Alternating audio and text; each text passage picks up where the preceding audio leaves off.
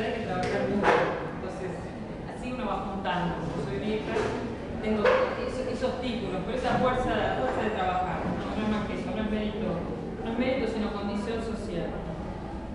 Bueno, primero agradecer a las autoridades de la institución, a los profesores, a Alberto que me convocó, a ustedes, a los estudiantes que también tomaron su tiempo para preparar la presentación. Siempre es como un problema hablar así frente a gente que uno no conoce, ¿no? Porque, bueno, seguramente ustedes tienen sus propias perspectivas sobre lo que es la educación popular, o sus propias preguntas, o sus propias relaciones, y yo no conozco esas perspectivas, preguntas y reflexiones. Entonces, me voy a proponer hacer un desarrollo y dejar un tiempo para que después podamos conversar y entablar un diálogo entre nosotros sobre la educación popular en Argentina y en América Latina, ¿sí? Yo estaba pensando, la jornada se llama 30 años de democracia, ¿no? 30 años de democracia en la educación en la Argentina. Si uno se pusiera a pensar cuál es la antigüedad de la educación popular, por lo menos tenemos educación popular en América Latina desde hace 5 décadas, ¿no? O sea que la educación popular latinoamericana y argentina incluso, ¿no se oye bien? ¿No se oye bien? ¿Ahora mejor? ¿Sí? Voy a correr acá porque tengo mis machetes, para cuando la memoria flaquea, para no ver pavadas. La educación popular en América, la educación popular es una creación latinoamericana. Esta es una cuestión en la cual estamos de acuerdo muchos académicos, muchos especialistas en educación popular, muchos compañeros militantes de la educación popular. Tiene al menos 50 años de existencia en América Latina y en Argentina. Desde ese punto de vista, la educación popular viene acompañando a la educación argentina desde antes de la última dictadura militar. Y en ese sentido, por ahí yo lo que les propongo es un recorrido que permita pensar la educación popular en Argentina y en América Latina en distintos periodos de la historia, en distintos periodos de la historia latinoamericana y argentina. Hay como un consenso entre quienes trabajamos estos temas de que, como otros procesos sociales, la educación popular es una producción sociohistórica, es decir, no es un dogma, una teoría, sino que es un desarrollo que aparece en América Latina y se va transformando, se va resignificando, va teniendo nuevas prácticas, nuevas formas de pensar, va acuñando nuevos conceptos, a la luz del desarrollo histórico de los procesos y acontecimientos políticos, sociales, económicos, culturales, los debates de las ciencias sociales en América Latina. Todas estas cuestiones van dialogando con la educación popular y van en distintos momentos de la historia de la educación popular generando unas expresiones determinadas, que podríamos decir, bueno, en los 60 y 70 la educación popular tiene determinadas características, después en la década del 80 tiene otras, después de los 90 a la actualidad se van generando otros procesos.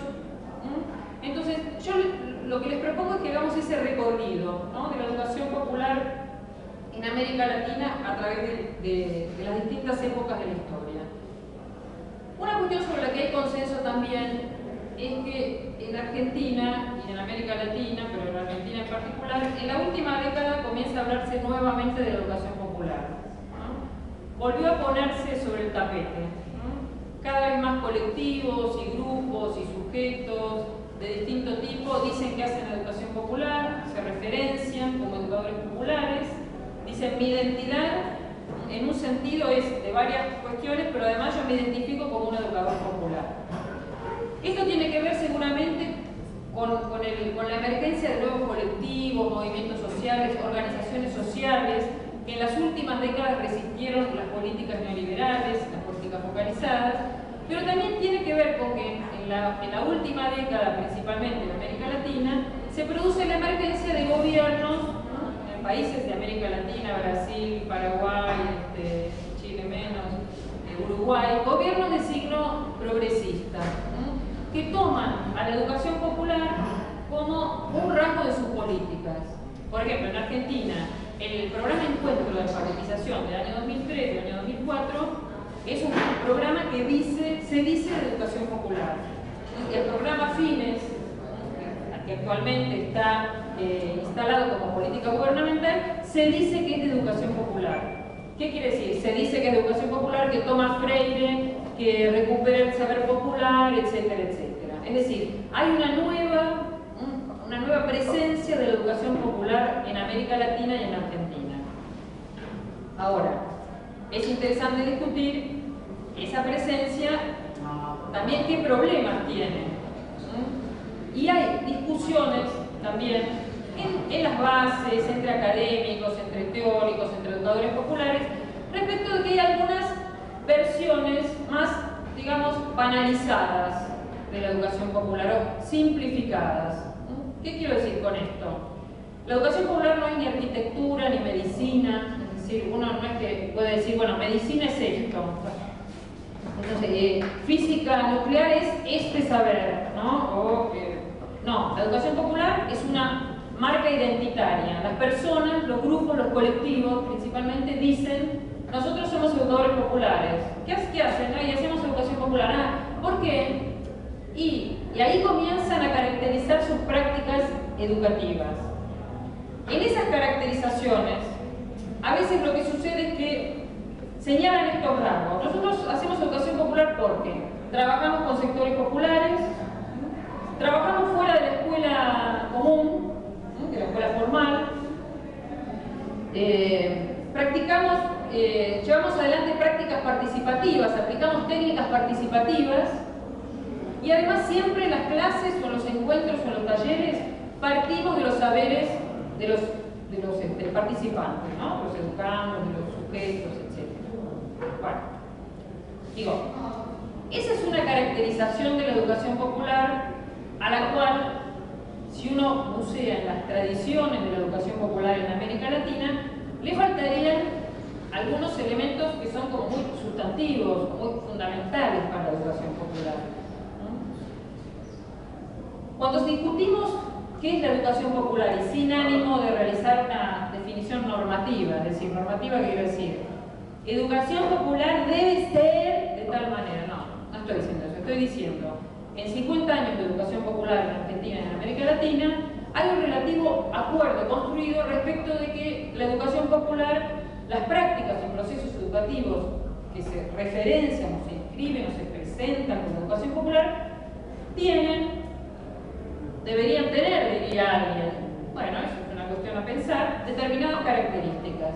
Lo que nosotros llamamos a veces los educadores populares los rasgos constitutivos de la educación popular, los estudiosos de la educación popular.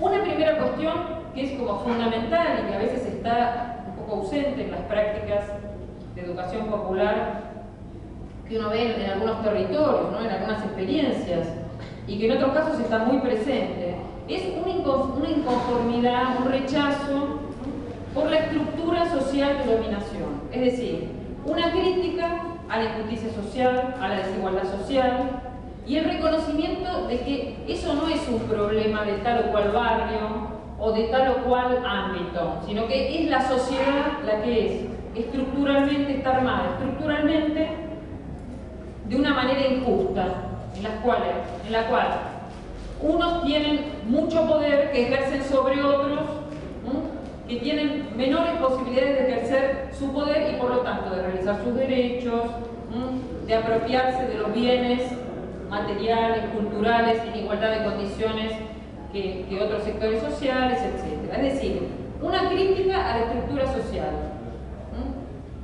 En la historia de la educación popular, esa crítica a la estructura social de dominación, a la asimetría social, a la desigualdad, a la injusticia social, se identifica con una crítica a la sociedad capitalista, con una crítica al sistema capitalista.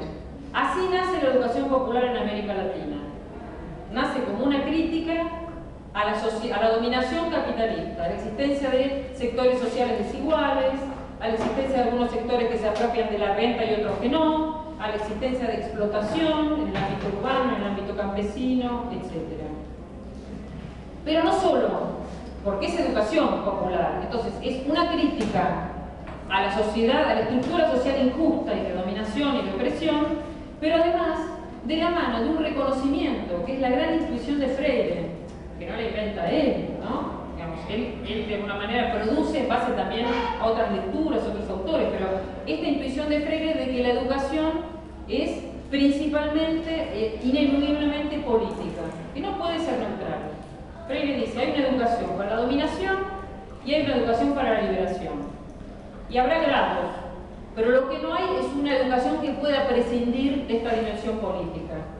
La idea de la politicidad de la educación y sobre todo la idea de que la educación formal en sus inicios, ¿no? Estamos hablando en lo que son la época fundacional, ahora vamos a volver de la educación popular, la idea de que el sistema educativo formal está básicamente constituido para la reproducción social y que la educación popular debe navegar en ese terreno de habilitar otras prácticas educativas que permitan pensar no solo acceder a conocimientos técnicos, a bienes culturales, a bienes educativos, sino también a poder pensar críticamente la sociedad, no naturalizarla, como decía Freire. La sociedad es mundo, decía él, no es naturaleza. La sociedad es mundo, es una construcción humana. Es una construcción humana que va cambiando. Y si es una construcción humana, una producción, y no es naturaleza, entonces puede transformarse en otra cosa. Si el hombre, digamos, si los sujetos, si los colectivos sociales se disponen y se organizan como para hacerlo y acumulan poder como para hacerlo. Entonces,